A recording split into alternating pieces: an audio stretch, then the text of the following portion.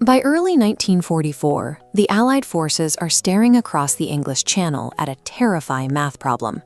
To win the war, they have to launch the largest amphibious invasion in human history. But crossing that water means walking directly into a slaughter.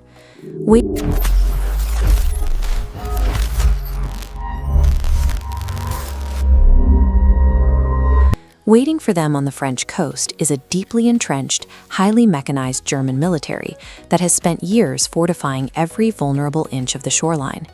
The outcome hangs on a single blind spot.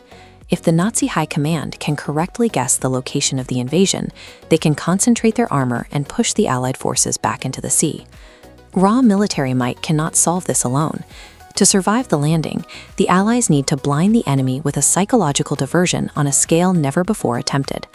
A quiet, meticulous architect of deception steps into this void, an administrator who understands that the human mind is highly vulnerable to a well-structured story. Success in this mission doesn't require stealing German secrets. Instead, the strategy relies on feeding the enemy a meticulously constructed fiction. The target audience is the most aggressive and paranoid intelligence apparatus on Earth, a system designed to find and destroy every inconsistency. To deliver one fatal lie, the operative must first spend years depositing perfectly engineered truths, slowly building a ledger of trust with the enemy. The operation begins by inventing an entire intelligence network. The master spy slowly populates a roster of fictional subagents out of thin air. Maintaining this network requires immense administrative precision. Every ghost agent needs a personality, a day job, and forged expense receipts. The spy acts as a central router, scripting interlocking narratives so distinct streams of intelligence flow to Berlin without ever contradicting one another. The Allies even manipulate the physical world to validate these imaginary reports, deploying entire phantom armies equipped with inflatable decoys across the British countryside. To keep the illusion alive, British radio operators spend thousands of hours tapping out Morse code, mimicking the specific transmission styles of these ghost agents. The sheer volume, consistency, and administrative perfection of this fabricated data eventually overwhelms the Nazis' own natural skepticism. The psychological core of the mission is built on a paradox. To make the Germans believe a lie later, the spy must feed them true intelligence now. This chart illustrates the dangerous timing involved. The intel is perfectly accurate to build credibility, but it is delivered just moments after a military action window closes, making it useless to the German defense. The margin for error is razor-thin. At one point, a minor discrepancy in an expense report triggers a wave of suspicion in Berlin, nearly causing the entire Phantom network to collapse. The spy avoids the trap by aggressively berating their German handlers, attacking them for doubting their best source over trivial accounting errors. The bold maneuver turns suspicion into solidified credibility. By surviving the Nazis' rigorous stress tests, the operative transitions from being a mere asset to the German High Command's most trusted source of intelligence.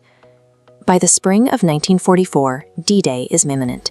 It is finally time to spend the years of hard-earned trust. As Allied troops prepare to storm the beaches of Normandy, the spy transmits a frantic message. The Normandy landings are merely a diversion, and the true attack is coming elsewhere. The lie is engineered to match Hitler's biases. The High Command suspected a northern attack, and this confirms their fears. Faced with conflicting battlefield reports, Hitler pauses, then makes the fatal decision to believe his most trusted agent. The big lie is accepted not because the evidence itself is flawless, but because the messenger has spent 3 years proving they cannot be doubted. Hitler takes the bait and paralyzes his panzer divisions, holding them back to wait for a northern attack that will never arrive.